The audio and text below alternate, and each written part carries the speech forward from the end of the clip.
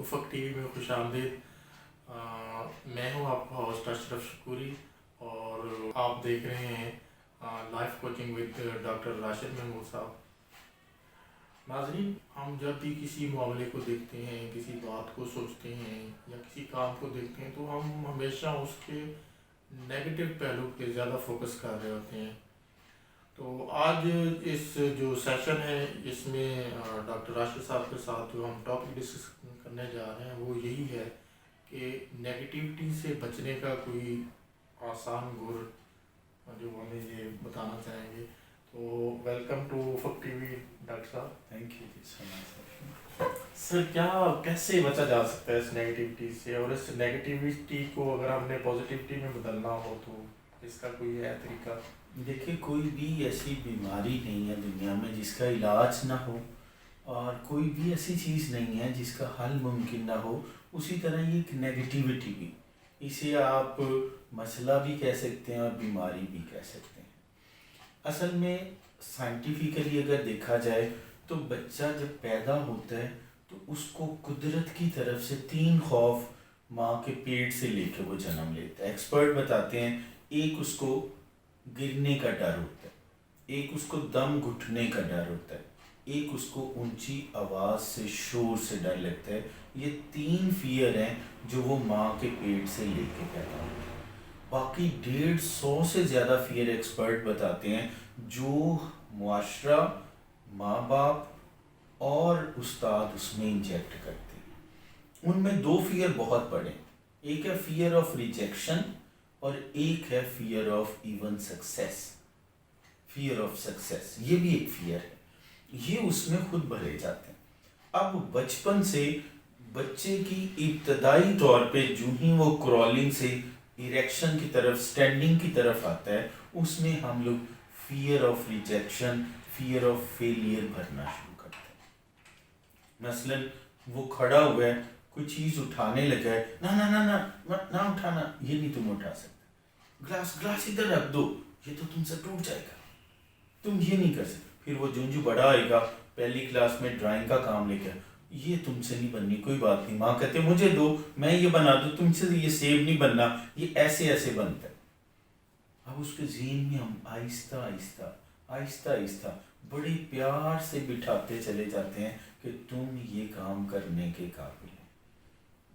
اس کو جو چیز بھی ملتی ہے ہم موسٹلی اس کو نیگیٹو پہلوؤں کی طرف لے کے جاتے ہیں، گویا ہم اس کو خود سکھاتے ہیں کہ تم نے چیزوں کے نیگیٹو پہلو دیکھنے۔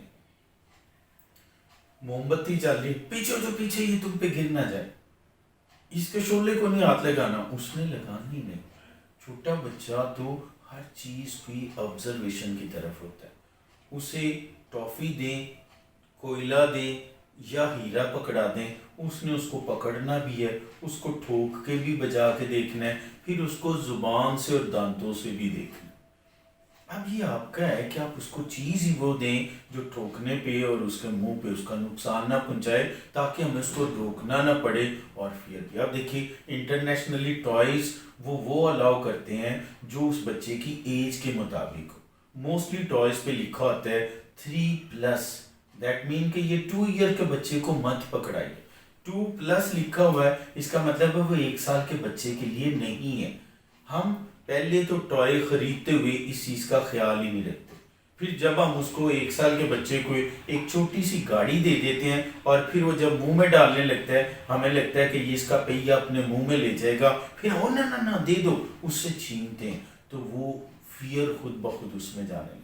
اب وہ ہر چیز کا مثبت کی بجائے منفی پہلو دیکھنے کا دے۔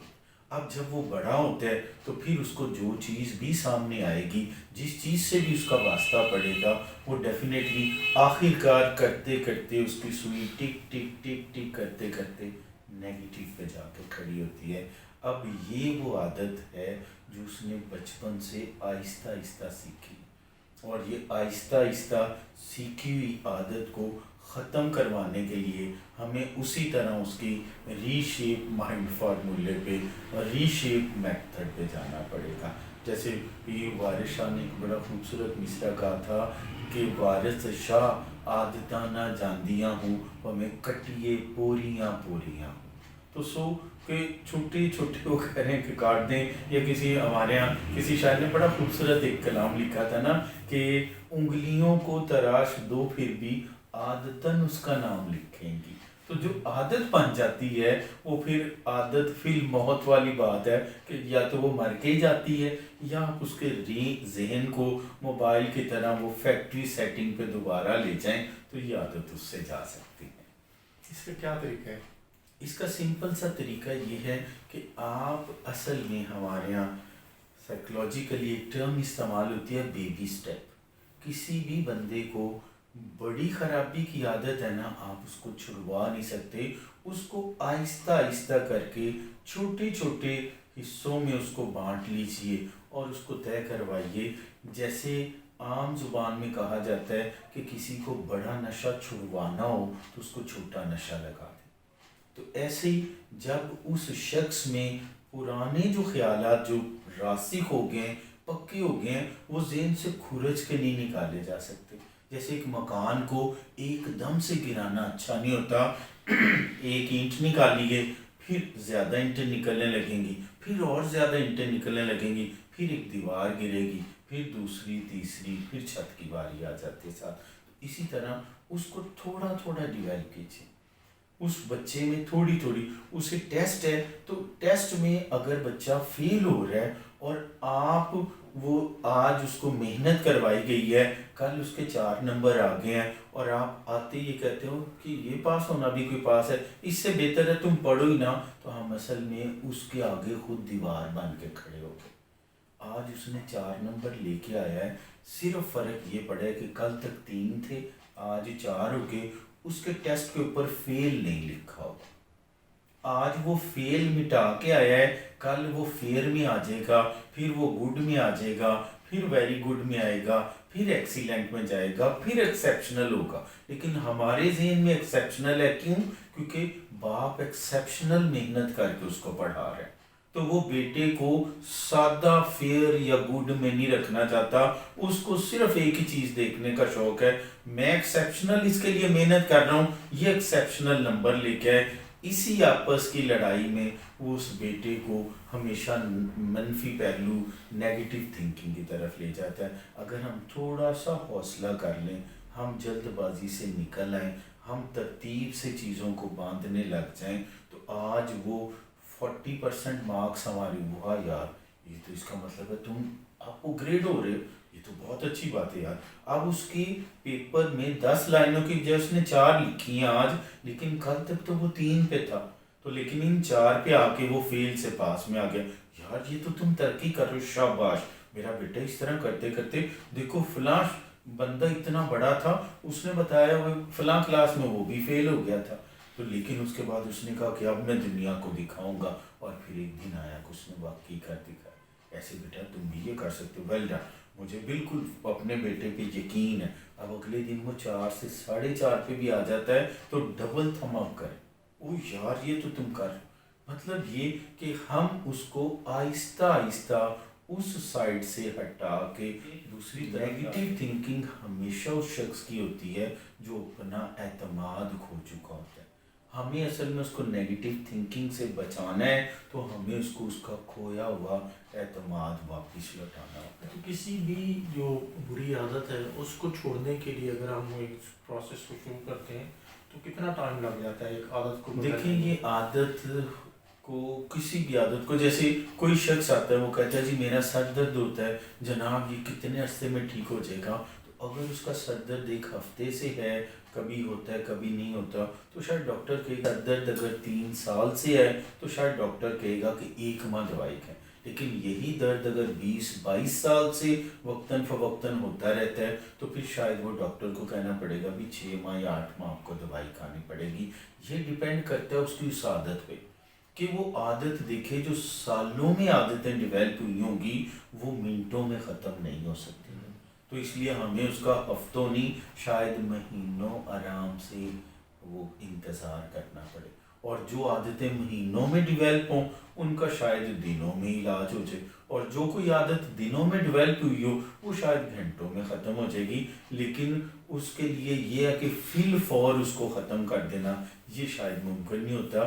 بس یہ دیکھیے کہ اگر آج اس کی ڈیولپمنٹ کل سے تھوڑی سی بھی ہے تو اس کا مطلب ہے کہ آہستہ آہستہ انشاءاللہ وہ اپنی پازیٹیو منزل پہ پہنچ جائے گا. یعنی کہ اس کو نیگیٹو تھنکنگ کو ختم کرنے کا جو گر ہے وہ بیبی سٹیپ ہیں, ایک لمبی چھلانگ نہیں ہے. لمبی چھلانگ کی دو ہی باتیں ہوتی ہیں, یا آپ پہنچ جاتے ہیں یا دانت توڑوا بیٹھتے ہیں. تو اس لیے لمبی چھلانگ سے ہمیشہ احتیاط برتیے.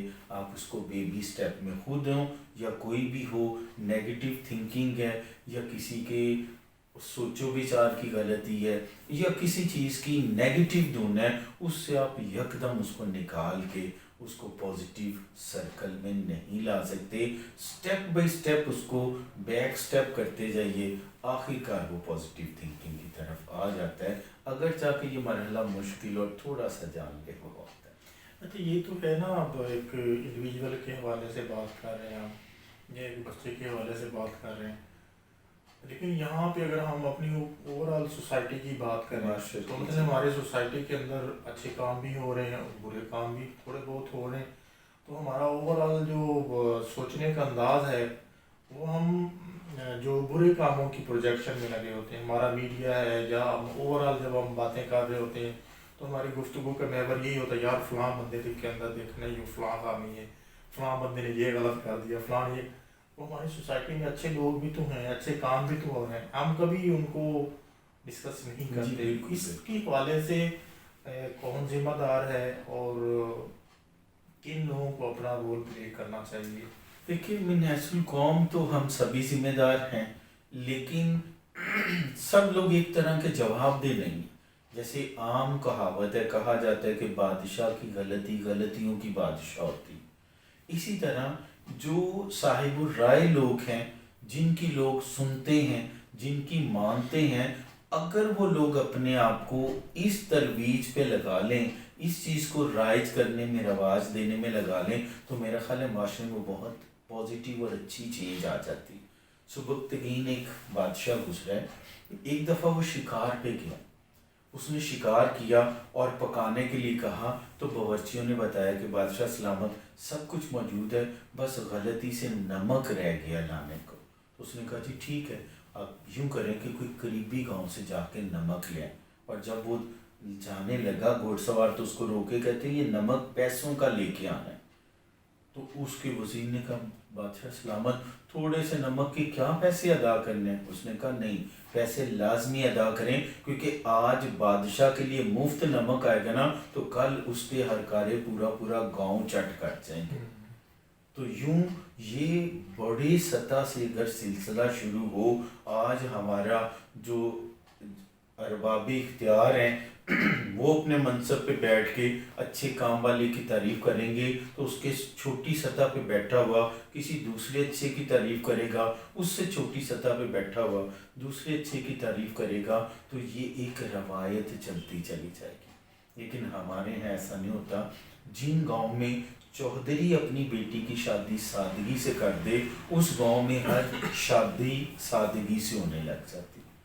جس گاؤں میں چودھری بڑی دھوم دھام سے شادیاں کرتے ہیں, وہاں اصل مسئلہ بیچارے مزاروں کو ہوتا ہے, کیونکہ وہ مزارے جو ہیں وہ بھی پھر اپنی اوقات سے دگنا بڑھ کے کرنے کی لگن میں اپنی پوری زندگیاں برباد کر بیٹھتے ہیں. تو اس طرح اگر ہماری مسجد کے ممبر پہ بیٹھا ہوا مولوی اور کلاس میں کھڑا ہو کے استاد اور کسی بڑی پوسٹ پہ بیٹھا ہوا چیئرمین, وہ جب ایک اچھے کام کرنے والے کو پوائنٹ آؤٹ کرنے لگیں گے تو خود بخود اس چیز کی ایک وہ رواج آتا جائے گا. جب ایک چیئرمین ایک گیٹ کیپر کی تعریف کرے گا نا کہ یہ گیٹ کیپر دیکھیے کبھی بھی میرے سے لیٹ نہیں آیا, یہ پہلے آیا ہوتا ہے.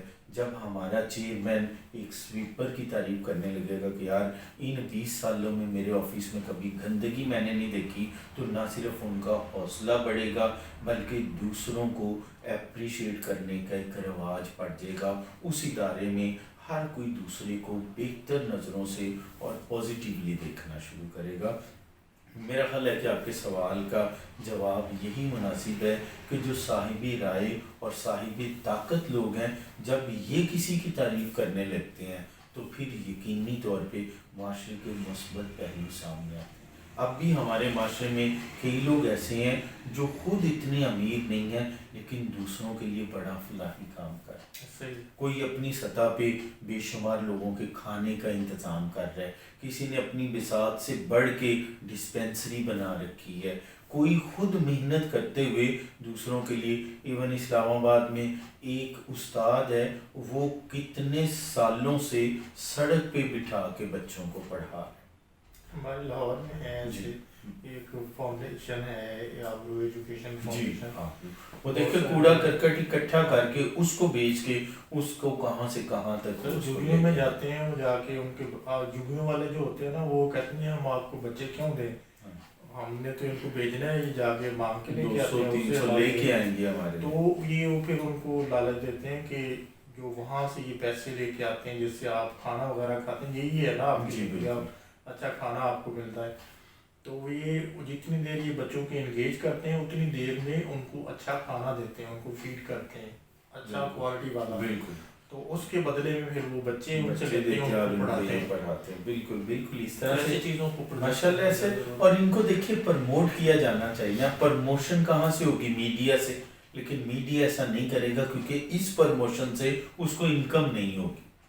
اس کو اگر پروجیکشن ملنی ہے تو میڈیا سے ملنی ہے، میڈیا کو اس کو ایک گڈ جیسچر کے طور پہ پیش کرنا ہے۔ آخر اگر وہ کما رہے ہیں تو ان پہ کچھ ڈیلیور کرنا بھی تو حق بنتا ہے، تو اس کو وہ اپنا ڈیلیوری حق سمجھ کے کرنے لگیں۔ آج ہمارا میڈیا ہمارے معاشرے کی پازیٹیو پہلو دکھانے لگے تو اگلے 2-4 مہینوں میں یہ پازیٹیو پہلو بڑھ کے دگنے ہو جائیں گے۔ جو لوگ اس طرف نہیں بھی راغب وہ دیکھ کے کتنی زیادہ اس کی رغبت کریں گے۔ ہمیں زکوٰۃ چھپا کے اور بعض اوقات بظاہر بھی دینے کا کیوں حکم دیا گیا کہ چھپا کے دیں کہ کسی کی عزت نفس بھی نہ جائے، اور بعض جگہ ظاہر کر کے دیں تاکہ دوسروں کو بھی اس کا جو ہے نا وہ ترویج ہو سکے۔ تو اس طرح اس کو میڈیا بھی ماشاءاللہ بہت آگے لے کے جا سکتے ہیں۔ ہمارے علماء، ہمارے جو امام مسجد ہیں، ہمارے ٹیچر، ہمارے کالج کے پرنسپل، ہمارے دفتروں کے چیئرمین، جی ایم، یہ سارے اس کی ترویج میں شامل ہو سکتے ہیں۔ یعنی کہ جو جہاں بھی موجود ہے اگر وہ یہ ٹھان لے کہ میں نے پازیٹیو پہلوؤں کو سامنے لانا ہے تو نیگیٹو تھنکنگ خود ہی کم سے کم تر ہوتی چلی جائے گی۔ ہر بندے کا وہ جہاں پہ ہے اس کا اپنا ایک جی رول ہے، اس بالکل کو بالکل یہ رول پلے کرنے کی ضرورت ہے۔ ایون گھر میں آپ اپنی بیوی کے کوئی اچھا پہلو دیکھتے ہیں تو کوشش کیجئے اس کو بھی سامنے لے کے آئیے کہ وقت پہ کھانا ملتا ہے، گرم چائے ملتی ہے، استری کیے ہوئے کپڑے ملتے ہیں، تو اس میں آپ کے گھر میں بھی کافی سکون جو ہے وہ آ سکتا ہے۔ جی بالکل ایسا ہی ہے۔ جی ناظرین، کیسا لگا آپ کو ہمارا یہ سیشن؟ ضرور ہمیں بتائیے گا، آپ نے اس گفتگو سے بہت کچھ سیکھا ہوگا۔ نیکسٹ پروگرام کے لیے ہمیں اجازت دیں۔ اگر ابھی تک آپ نے ہمارا چینل سبسکرائب نہیں کیا تو اس کو سبسکرائب کریں اور ساتھ میں بیل آئیکن کو پریس کرنا مت بھولیں۔